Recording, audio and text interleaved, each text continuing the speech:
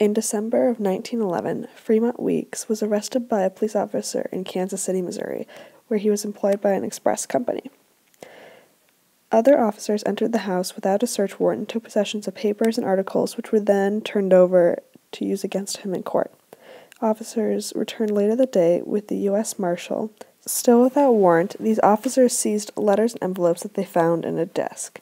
These papers were then used to convict Weeks of transporting lottery tickets. Weeks petitioned the police officers to return his private possessions. The question that this case poses is, did the search and seizure of Weeks' homes violate the Fourth Amendment?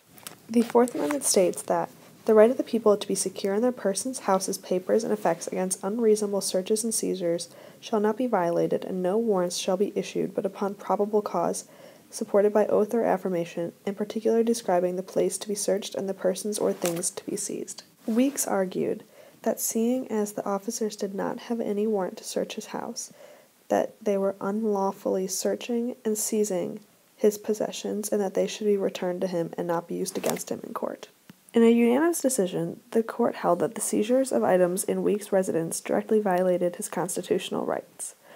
If the court allowed for the private documents to be seized and then held as evidence against citizens, it would have meant that the protection of the Fourth Amendment, declaring their right to be secure against such searches and seizures with unlawful or lack of warrant, would be of no value.